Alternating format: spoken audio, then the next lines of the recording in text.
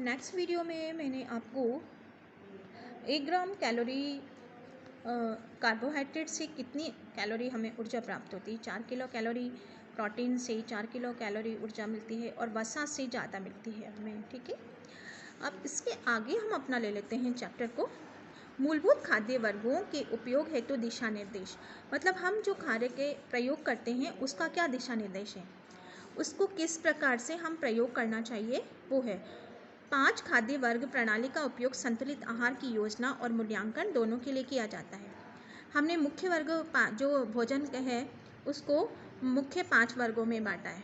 ठीक है, संपूर्ण भोजन के जो व्यवस्था करते हैं, प्लानिंग करते हैं, उसके लिए ये वर्ग ही महत्वपूर्ण होते हैं। ठीक है, यह दैनिक भोजन संबंधी दिशा निर्देश है जिसका उपयोग पोषण शिक्षण हेतु भी किया जाता है। दिशा निर्देशों को खाद्य वर्गों के आधार पर अपनाया जाता है। ठीक है, प्रत्येक आहार में प्रत्येक खाद्य वर्ग से खाद्य पदार्थों को कम से कम 1 अथवा अधिक बार परोसना सर्विंग चाहिए।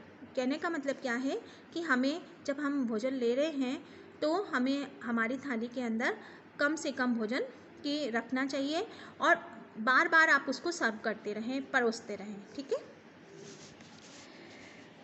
ये नहीं कि एक साथ आपने उसको परोस दिया है। दूसरा है खाद्य पदार्थों का चयन प्रत्येक वर्ग में से करें, क्योंकि प्रत्येक वर्ग में खाद्य पदार्थ भले ही समान हो लेकिन उसमें पोषक तत्व एक जैसे नहीं होते। मतलब ये है कि हर खाद्य पदार्थ में पोषक तत्व में भिन्नता होती है, तो हमें प्रत्येक खाद्य वर्ग में से कुछ न कुछ भोज्य पदार्थ का हमारी जो प्लानिंग है उसमें चयन करने के लिए आवश्यक होता है। यदि भोजन शाकाहारी है तो आहार में संपूर्ण प्रोटीन गुणवत्ता बनाने के लिए उपयुक्त संयोजनों का उपयोग करें। उदाहरण के लिए अनाज दालों का यह संयोजन और भोजन में थोड़ी मात्रा में दूध अथवा दही भी शामिल करें।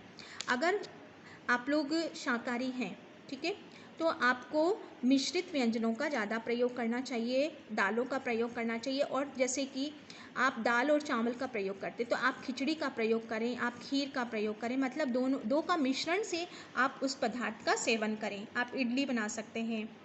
ठीक है, और दूध से संबंधित बहुत सारे व्यंजन हैं, आप उसका प्रयोग कर सकते हैं, दही का प्रयोग कर सकते हैं। कच्ची सब्जियों और फलों को भोजन में शामिल करना चाहिए। फल और सब्जी हमारे लिए बहुत ज़्यादा न्यूट्रिशन युक्त होते हैं, है ना। कैल्शियम अन्य पोषक तत्वों की आपूर्ति हेतु कम से कम 1 बार दूध अवश्य लेना चाहिए। मतलब दिन में 1 बार हमें 100 ग्राम दूध तो लेना ही आवश्यक होता है। ठीक है, क्योंकि दूध में लौह तत्व नहीं है, विटामिन सी नहीं है, रेशा के अलावा संपूर्ण पोषक तत्व विद्यमान है। क्या क्या नहीं है दूध में? दूध में लोहा नहीं है, विटामिन सी नहीं है और रेशा नहीं है, और सारे पोषक तत्व उसमें विद्यमान रहते हैं। अनाज द्वारा कुल कैलोरी के 25% से आपूर्ति नहीं की होनी चाहिए।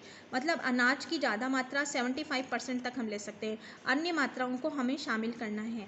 जैसे हम रेशा बना रहे हैं कि हमारा जो भोजन तैयार हो रहा है तो 75% तो हमें अनाज का वर्ग प्रयोग करना चाहिए और अन्य 25 में हमें सभी चीज़ शामिल कर लेना चाहिए। ठीक है, संतुलित आहार की योजना बनाते समय प्रत्येक खाद्य वर्ग में से खाद्य पदार्थ पर्याप्त मात्रा में चुने जाने चाहिए। अनाज व दालों की पर्याप्त मात्रा में लेना चाहिए, फल व सब्जियां भरपूर मात्रा में, मांस आदि आहार सीमित मात्रा में ही लें, तेल शर्करा अल्प मात्रा में ही लेनी चाहिए। वैसे तो मांसाहार का सेवन नहीं करना चाहिए, ठीक है, क्योंकि मनुष्य को मांसाहार के लिए नहीं बनाया है। मनुष्य की जो प्रकृति है वो मांसाहारी नहीं है। ठीक है, लेकिन फिर भी मनुष्य मांस का सेवन करते हैं, तो वो अपनी इच्छा है, उनकी इच्छा है। ठीक है, प्रकृति ने मनुष्य को बहुत अच्छा बनाया है, सात्विक बनाया है, लेकिन मनुष्य दानव बन रहा है, वो अलग बात है। ठीक है, और तेल का प्रयोग भी हमें कम करना चाहिए, शर्करा का प्रयोग भी हमें कम करना चाहिए। ठीक है, अब हम पिरामिड के माध्यम से इस चीज़ को समझेंगे। ठीक है, आहार मार्गदर्शन पिरामिड। अब इसमें देखिए, इस पिरामिड में हमें क्या नज़र आ रहा है, जो हमें अधिक मात्रा में लेना है वो नीचे की तरफ दे रखा है। जिसको हमें अधिक मात्रा में लेना है वो नीचे की तरफ दे रखा है, और उसके क्रम से दे रखा है जिसकी मात्राएं हमें कम है, उस ज़्यादा से कम की तरफ जा रही है। ठीक है, उसका अध्ययन कर लेते हैं। अनाज खाद्यान्न और उनसे उत्पाद हमें ज़्यादा मात्रा में लेना चाहिए। जैसे रोटी हमें ज़्यादा मात्रा में खाना चाहिए, सब्जी और कम मात्रा में खाना चाहिए। फल और सब्जियां अधिक मात्रा, इससे अनाज से थोड़ा कम कर लेना चाहिए। उसके बाद आ रहा है दाल व फलियां। दाल व फलियों का तीसरे नंबर पे आ रहा है। फल और सब्जियां ज़्यादा मात्रा में आनी चाहिए, ठीक है। दूध व मांस के उत्पादन हैं वो कम मात्रा में लेना चाहिए, और वसा शर्करा तो बहुत ही कम मात्रा में लेना चाहिए। शक्कर का प्रयोग और तेल का प्रयोग हमें कम करना चाहिए, ठीक है। ज़्यादातर हो तो हम सेक के भुनी हुई चीज़ों का ज़्यादा प्रयोग करें। तो ये भारतीय क्या लिखा है, निम्नलिखित चित्र भारतीय हेतु आहार मार्गदर्शन पिरामिड को दर्शाता है। ये हमारे भारतीय संस्कृति के तहत है, ठीक है, विदेशी संस्कृति के तहत नहीं है ये बच्चों। आहार मार्गदर्शन पिरामिड। आहार मार्गदर्शन पिरामिड दैनिक खाद्य संबंधी दिशा निर्देशों का ग्राफिक चित्रण है। यह चित्रण विविधता, संतुलन और अनुपात में दर्शाने हेतु तैयार किया गया है। प्रत्येक खंड का आकार प्रत्येक दिन परोसी जाने वाली निर्धारित मात्रा सर्विंग को दर्शाता है।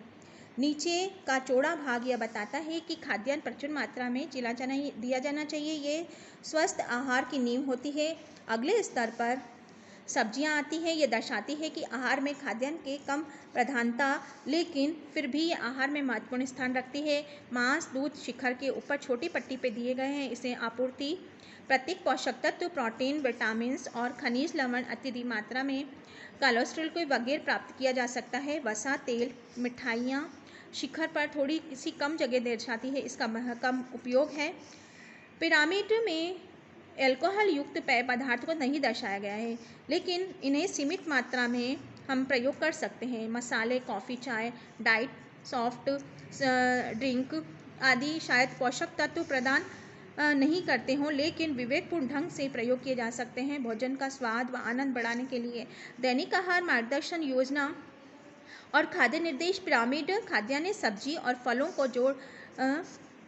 जोड़ देते हैं। ये सभी वनस्पति खाद्य पदार्थ है। एक दिन के संपूर्ण आहार का लगभग 75% इन तीनों वर्गों से लेना चाहिए।